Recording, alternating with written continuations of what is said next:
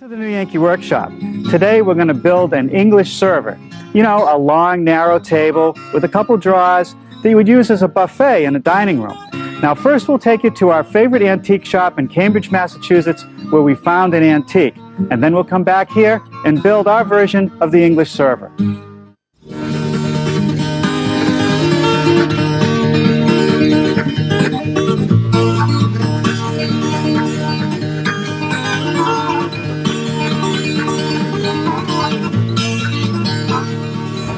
I can never walk by this store without taking a peek. European country antiques.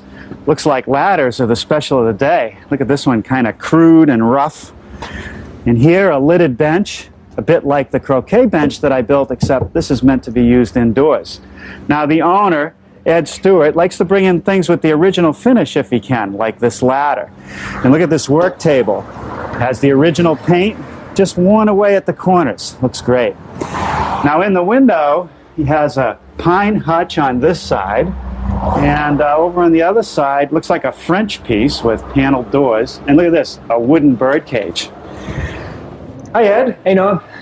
How's it going? Good to see you. So watch your step. We're a little crowded. Well, that's good. Let me tell you what I'm looking for today. I'm looking for a table, not too wide, not too long, that I can put behind a sofa or in a hallway. Not going to eat at it. Maybe just put a couple lamps or some books on it. All right, so a sofa table. Yeah. Okay. Well, the English and French call them servers, usually used in a dining room. This is a pretty French piece. Nice turned legs, nice and wormy. Nice warm wood. No dovetails on the drawers. Yeah, these are new drawers. They were added in. Give a little extra storage. Okay, well, I'll keep that in mind. Okay, the next one right next to it. It's English. Oh, now what's going on with this? This seems to be very narrow. It's only about 16 inches deep, and the legs are kind of beefy. Nicely turned, though. Yeah. Oh, now this one's dovetailed, but put a few nails in there to tighten it up a bit. There. And right below, if you've got the room, is a nice long one. Almost 7 feet long, 3 drawers. Now these poles seem a little modern for this piece. Yeah, you know, those are the original ones. They've just been cleaned up and polished. You can see there's no hole in the back. No hole on the inside. Indicate a different one. Now the base seems to be pine, but this top looks like a hardwood, like beech, and it's a single width board. Nice big board. This is the other one I wanted to show you. Let me just move this out of your way. Oh, okay. Now this is getting closer to what I would like. Yeah, this is an English piece. Pine top. Has the splines in the top. That's something we haven't done. Simple legs. Boy, it looks like there must have been a dog in the house. This is really chewed up. And look at this front. It's all one piece. They actually carved out an opening for the drawer. Nice wooden handles. Yeah, nice drawers. Yeah, I like that. Oh my, is that the price? Well, it's on inventory, never know. An English server. Doesn't that conjure up images of a buffet laid out in a fine dining room of an English mansion? I don't think that's where this was. I think it was in a pantry somewhere. And the more I look at it, the more repairs I see. Look at this runner, made out of 3 pieces, just nailed together. This one is too thick. It sticks down below the back rail. These 2 appear to be originals, but I still can't get over the repairs on the legs. This lap joint to extend this leg, and on this side, a little patch at the top, another lap joint with a couple screws to hold the repair in place, and this looks as old as the leg. But these pine pieces are great, especially with a few coats of wax on them. Now we went out and tried to find some real old pine to build this piece, and let me show you what we found. You want character? Check this out. Full of wormholes. But if you look at it along the edge, it's got a bow in it like a hockey stick. I don't think I can get very long pieces out of that. And if you look at the back, it's very dry. This is dry rot. So we'll save this for some other antique piece we might try to reproduce. We did find some better stock for our project, these floorboards. These are unfinished floorboards. They're naturally worn down from wear and tear on them. You can even see some spatters of paint. And they're great for projects like this. Before I can work with these boards, the first thing I like to do is check them for any bits of iron or metal. So I use my metal detector. Okay, there we go. 1 bit there. Oh yeah, look at this. 2 little tabs from a staple. So we want to get rid of those. Take them over to our bench. Get a little pair of pliers. We should be able to pop those right out of there. Let's dig down it. Pull them out. These little bits of metal will destroy the planer or the joiner.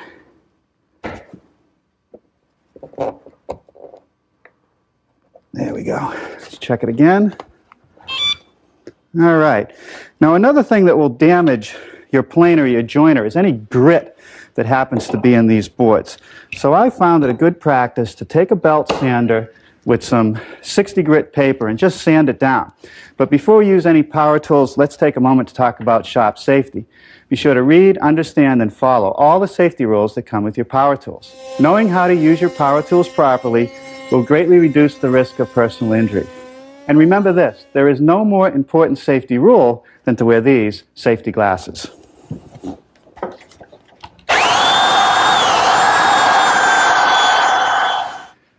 The board that I'm working on is going to be for the top of our server, and if you look at the side that I'm going to show, it has a cup in it, and I want to remove that. I could try to belt sand it off, that would take a while, but since I have an 8-inch joiner and this is an 8-inch board, a couple passes through it will clean it up. So now to the surface plater. With this surface nice and flat, I can put it down on the table and run it through for the thickness I want. Let's look at the antique original again. The top is made up of 2 wide boards and 1 narrow board. There's a spline at each joint that runs end to end that sits in a groove. And that spline is meant to make the boards move together. Today we would use biscuits. I like the idea of the separate board showing up, but I don't like the size of this gap. So maybe on the top we could hand plane the edges at the joints to give it some of that detail. But before we do that, I have to straighten the edges so they'll butt up against one another evenly all along the length. For that, I'll use the joiner. I got an email the other day on joiner techniques, so let's review them. When I set this board on a perfectly flat table, you can see that it comes along and then it goes up, which means there's a bow in it. If I push down on this edge as I start it into the joiner, it's just going to follow the bow. So what I do is come back to about the midpoint of the length of the board, put pressure down and up against the fence, and just guide the piece through. Now I don't change the position of my hands to the outfeed side of the table until the board is almost all the way through.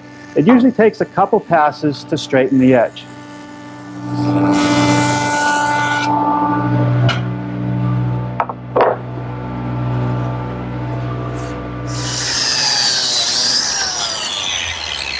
Now I'm starting to cut the slots for some number 20 biscuits, and I'm setting them lower than the center because I want room to round over this edge and not see the biscuit. Okay, now I'm just using a small block plane to sort of round over that edge, and I'm not running one end to the other. I want this to look very random, so I'm hitting it at different angles. And every once in a while we'll give it an extra lick so that it looks like maybe somebody took a ice pick or something to dig some suet out of the groove. Okay, after a few minutes working with the block plane on each edge, this is the result we have.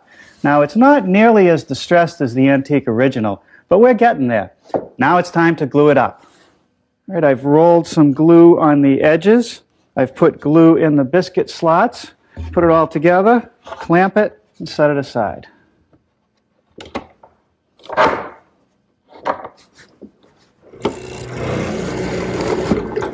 Now I'm beginning to form some mortises in these square blanks, which are going to be the tapered legs. The tenons from the rails will fit into these mortises. I'm using a 3/8" chisel in my mortising machine. We like this dedicated mortiser because it's good at what it does. You could set up a mortising attachment on a drill press, but that takes time, and once it's set up as a mortiser, you can't use it as a drill press, and vice versa. So we really think this is the best tool. The next step is to taper the legs, and for that I'm going to use my tapering jig, a couple pieces of plywood with a hinge at one end and an arm on the other end with plenty of adjustment. The way I set up the taper is to take my blank onto which I've laid out the taper. Here's where it starts, here's where it ends. I slide the jig tightly up against the fence, bring the blank so that it's just on the edge of this miter slot. Here you can see that the beginning point is about 1/8 inch inside the slot. So now down the other end, I can bring it in until it's about 1/8 inch inside the slot again, lock it in place. Now to set the fence, I make sure the blank is tightly up against the stop, slide the whole assembly over to the beginning point of the taper, and just bring it shy of the blade. I'm going to leave a little extra material to plane off later. One of the reasons that I like to mortise the legs first is so that I get the tapers on the right sides. The taper is always on the mortise side of the leg. Now let's run them through the joiner.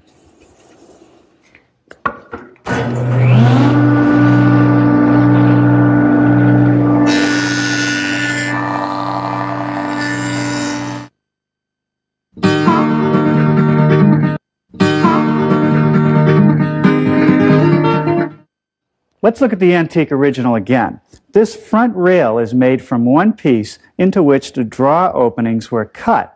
Now it appears that the drawer fronts were made from a different piece of material. It would be nice if all the grain matched throughout the piece. So what I've done is set up a board that we can get the fronts and the rail from. I've laid out the opening for the drawer front, and I'm going to make the cut with this little saw. It's called a trim saw. The blade that's in it is a plywood cutting blade. It has very fine teeth and a very narrow kerf. Now what I'm going to do is just set the saw with the table all the way down and then plunge the piece in along the line. I'm not going to use a straight edge. If it's a little bit off, I don't care. I'm going to round the edges. I want it to look old. Okay, now for the cross cut, I'm just going to use the same procedure. Plunge the saw down, and then I'll finish it off with my jigsaw. Okay, that takes care of one. One to go. Now let's look at the antique. On each end there is a short rail. The short rail is attached to the legs, and the front rail is attached to the leg with a tenon that fits into that mortise I made earlier. To make the tenons, I'm going to use the table saw. One advantage of this particular rip fence is that I can pull it back and use it as a stop block to guide the area of the cut. If I tried to run a narrow piece through with the fence in its full position, I risk kickback. Now the fence is set for about 3/16 of an inch height, and I'll make a pass on each face. Now I'm going to crank the blade up to a 1/2 inch, and that will be the setup I need to make a shoulder cut on each edge for the top and bottom of the tenon. Here at my bandsaw, I've set up a straight edge clamp so that it's a 1/2 inch away from the saw blade. That way I can remove the material at the top and the bottom of each tenon. To complete the tenons, I'm going to turn to my tenoning attachment. It's an inexpensive accessory that's indispensable here in the workshop. It has lots of adjustment features, but most importantly, it holds the piece of wood securely as I run it through the saw, and it keeps my hands far away from the blade. On the antique original, the method of supporting the drawers and attaching the top was a little bit crude, so I'm going to try to improve on that. I'm going to run 2 dados in the long rails at the top and bottom of the drawer openings. They will receive some plywood strips which will not only support the drawer, but will also keep it from tipping out as it's opened. I'll run 1 dado in the short rails, and that'll be at the top edge to pick up these corner blocks, which I'll use to keep it square and to attach the top. So I've set up the dado for 3/4 of an inch width, and I'll just run the pieces through. Well, before I actually assemble the base for our table, I want to distress it some more. So I'm using this microplane, and it's great. It shaves away a lot of material quickly, so where there's a defect like where a nail was right here in the old stock, I'll really remove the material, not trying to make it symmetrical. Then I'll come along with a sander and just smooth everything out. It's taking us longer to distress this piece than it took us to build it. But after all, you can't rush the aging process. Now, I don't want to forget to do around the edge of this drawer opening. I want it to look like it's already been opened several thousand times. Finally, we're ready for a little assembly. Some glue on our tenons and glue in the mortises. We'll slip the pieces together and clamp them up.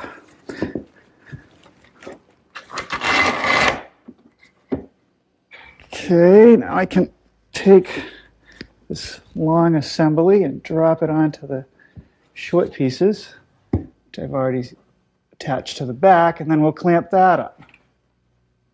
Now the original didn't have these corner blocks, but what they're going to do is help make the piece more rigid, and they're going to give me a place to attach the top. A little bit of glue and a couple brads will hold them in place. Now the drawers are going to be supported by these plywood pieces, which go into the dados that I made earlier, and I secure them in place with a couple brads. Now these pieces will guide the sides of the drawer.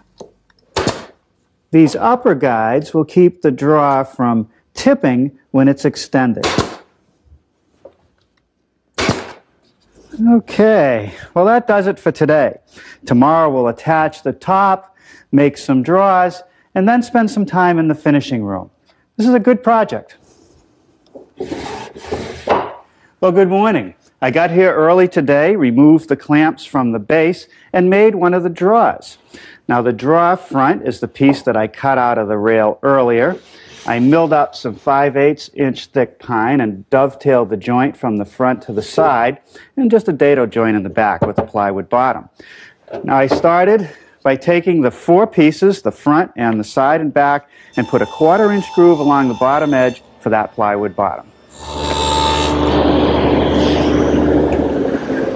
Here I've widened my dado to 5/8 of an inch, and that allows me to make a groove in the side pieces to receive the back. Now I'm turning to my dovetailing jig to make the dovetails for the drawer. Now these jigs come in all different forms. Some are fixed in their layout, they're different lengths, some are adjustable like this one. I can do up to 24 inches in width of dovetailing. Today I'm only interested in this section down here. I've adjusted these fingers so that I'll end up with 3 dovetails on the side pieces. Now the advantage of the adjustable fingers is that I'll get a half pin at the top and bottom of the drawer front. With the fixed setups I can get a half pin at the bottom, but it's hit or miss at the top edge. Now I just take my router, which is equipped with a dovetailing bit and a collar, and run it around those guide fingers. Now I'll set up to do the other side. The next thing is to cut the pins in the drawer front. So the first thing that I do is take a piece of plywood and mount it where I had the side and clamp that in place. Now I'm going to remove the piece of plywood that was the sacrificial strip when I cut the tails, take the drawer front, and mount that in place. Now I'm going to flip the guide fingers over to put them in the pin mode and lock them down at the thickness of the piece. Now I'm going to take a piece of scrap which is the same thickness as the drawer front, drop it in there, and loosen the jig so that the fingers are tightly down on the blank. Okay, now I'm ready to route the pins. Okay, let's see how we did. Okay, it fits pretty good. Now with this old pine, it's not uncommon to get some little chips in the tails. That's okay. All right, with some glue on all the mating surfaces of the tails and in the sockets next to the pins, you just slide it together. And with all that glue surface area, you can be sure that this is not going to come apart. Now I just slide the bottom in, no glue, that's going to float, and I'll attach the back. Okay, let's see how it fits. Yeah, pretty good. A little fine tuning and we'll sand the front edges. It'll be great. Let's start working on the top again. Now if you look again at the original, all these wonderful Dutchmen and filled holes add character to the piece, and I'm trying to bring some of that to our project. So over here on the top, I've put a long Dutchman to cover up 3 nail holes. I do that using a template of any shape I want and a router with this little collar, and I just remove the bad material to start.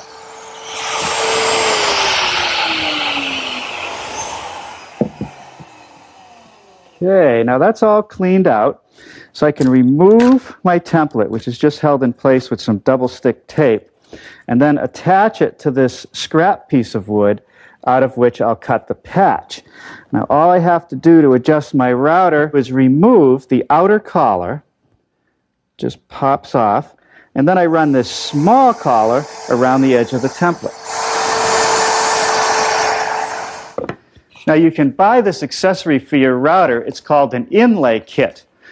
The next step is to remove the patch from the blank, and I'll just run that through my table saw. All right, now I just have to sand the corners, and then I'll glue it in place. Okay, I just tap it in place.